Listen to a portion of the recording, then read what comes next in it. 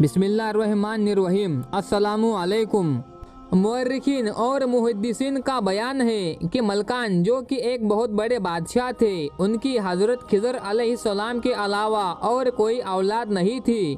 آپ علیہ السلام ملکان کے اکلوتے بیٹے تھے، اس لیے بادشاہ کو ایک دن خیال آیا کہ اپنے بیٹے کی شادی کر دینی چاہیے تاکہ نسل جاری رہے۔ حضرت خضر علیہ السلام عبادت میں سارا دن اور ساری رات گزار دیتے، اس لیے انہیں عورتوں میں رغبت نہیں تھی اور آپ شادی کرنا نہیں چاہتے تھے۔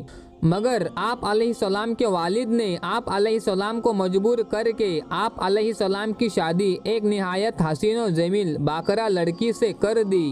شادی کی پہلی رات آپ علیہ السلام نے لڑکی کی طرف توجہ نہ دی اور خدا کی عبادت میں مشغول رہے، اور جب صبح ہونے لگی تو حضرت خضر علیہ السلام نے کہا، دیکھو میری بات غور سے سنو، صبح کو لوگ تم سے رات کے واقعات پوچھیں گے، میں تم سے گزارش کرتا ہوں میرا راز فاش نہ کرنا اور کہہ دینا کہ سب معاملات ٹھیک ہے۔ لڑکی نے آپ علیہ السلام سے وعدہ لیا اور سب کو وہی کہا جو آپ علیہ السلام نے اسے سکھایا تھا، مگر لوگوں کو پھر بھی شک ہو گیا اور انہوں نے حضرت خضر علیہ السلام سے متعلق شبہ کو ان کے والد سے ظاہر کیا۔ آپ علیہ السلام کے والد نے کہا کہ دائی کو بلا کر تحقیق کرائی جائے۔ چنانچہ دائی کو بلا کر لڑکی کی تحقیق کرائی گئی اور دائی نے بتا دیا کہ لڑکی ابھی بھی کنواری ہے۔ دائی نے آپ علیہ السلام کے والد سے حالات کا انکشاف کیا اور کہا کہ اپنے بیٹے کو غیر باکرہ عورت مہیا کرے، کیونکہ ممکن ہے کہ آپ کے بیٹے کو باکرہ عورت میں کسی قسم کی دلچسپی نہ ہو اور کوئی ایسی کمزوری ہو جس کی وجہ سے باکرہ لڑکی ان کے لیے بیکار ہو۔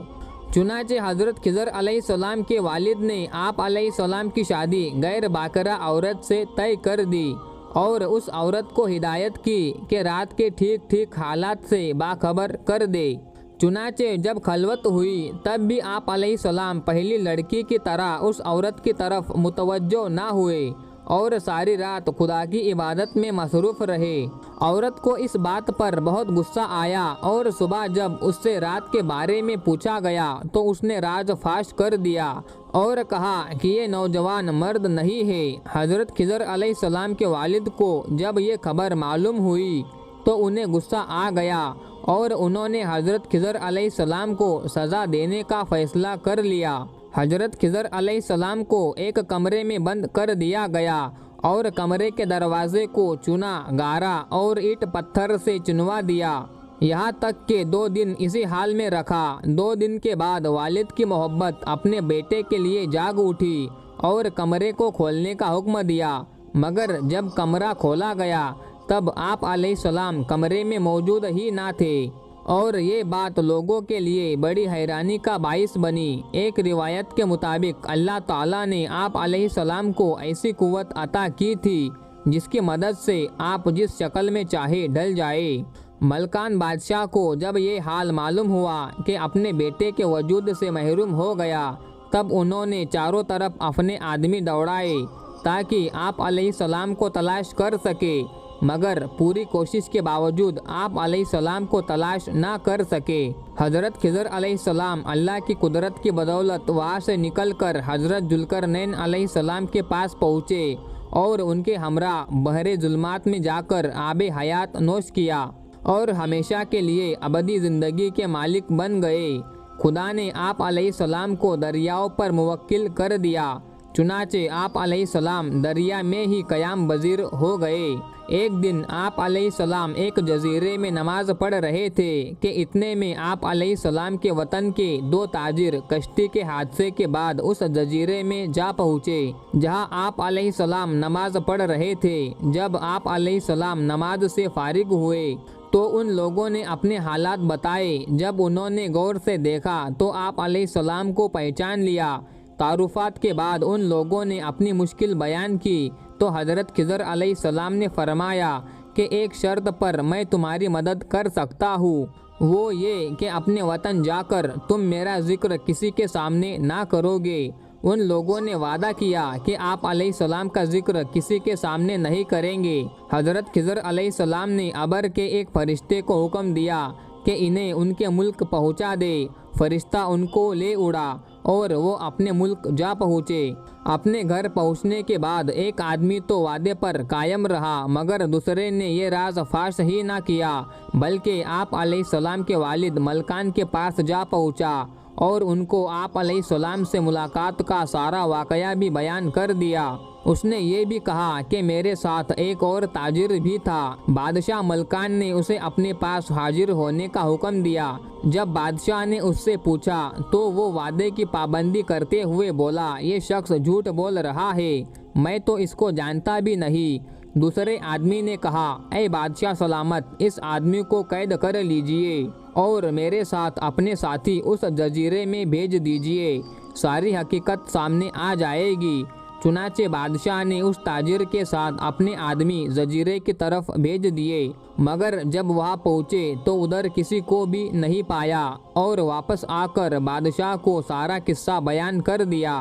چنانچہ بادشاہ نے پہلے قیدی کو چھوڑ دیا اور دوسرے کو قید کر لیا۔ اتفاقاً اس شہر میں کوئی بڑی تباہی آ گئی، کیونکہ وہاں کے لوگ بہت سخت گنہگار تھے اور اس تباہی میں تقریباً سبھی برباد ہو گئے، لیکن صرف 2 انسان بچ گئے، ایک وہ عورت اور دوسرا وہ تاجر جنہوں نے حضرت خضر علیہ السلام کا راز فاش نہیں کیا تھا۔ جب ان دونوں کی آپس میں ملاقات ہوئی اور ایک دوسرے سے اپنے بچنے کا سبب حضرت خضر علیہ السلام کے راز کا یقین کر لیا تو دونوں مسلمان ہو گئے اور دونوں نے آپس میں نکاح کر لیا اور ملک سے ہجرت کر کے دوسرے ملک روانہ ہو گئے۔ حضرت ابو ذر رضی اللہ تعالی عنہ سے روایت ہے کہ رسول اللہ صلی اللہ علیہ وسلم نے فرمایا، بنی اسرائیل کا ایک عابد و زاہد آدمی تھا جس نے اپنی عبادت خانے میں اللہ کی سالوں عبادت کی۔ ایک دن بارش ہوئی اور زمین سرسبز اور شاداب ہو گئی۔ اس رائب عبادت گزار نے اپنی عبادت خانے سے جھانک کر دل میں کہا کہ اگر میں نیچے اتر کر اللہ تعالیٰ کا ذکر کروں گا تو زیادہ نیکیاں ملے گی۔ چنانچہ وہ نیچے اترا۔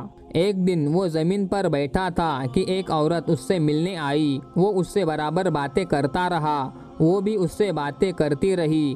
آخر اس راہب نے اس عورت سے ہم بستری کر لی، پھر اس پر گشی طاری ہو گئی۔ پھر تالاب میں غسل کے لیے اترا تو ایک سائل آ گیا اور اس نے روٹی مانگی۔ اس کے پاس 2 روٹیاں تھیں۔ اس نے ساحل کو ایک روٹی لینے کا اشارہ کیا، پھر مر گیا۔ پھر اس کی 60 سالہ عبادت کا اس بدکاری کے ساتھ موازنہ کیا گیا تو اس کی بدکاری والا عمل اس کی نیکیوں پر بھاری ثابت ہوا۔ پھر ان نیکیوں کے ساتھ اس کی وہ 2 روٹیاں رکھی گئی تو نیکیوں کا پلڑا بھاری ہو گیا اور اس کی مغفرت ہو گئی۔ اس واقعے سے معلوم ہوا کہ عورتیں مردوں کے لیے باعث فتنہ ہے اور شیطان کا جال ہے، اور اس واقعے سے ہمیں زنا اور بدکاری کی شدت اور قباحت بھی معلوم ہوئی۔